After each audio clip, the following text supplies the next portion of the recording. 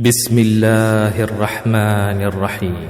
والعاديات ضبحا فالموريات قدحا فالمغيرات صبحا فأثرن به نقعا فوسطن به جمعا إن الإنسان لربه لكنود وإنه على ذلك لشهيد وإنه لحب الخير لشديد أفلا يعلم إذا بعثر ما في القبور وحصل ما في الصدور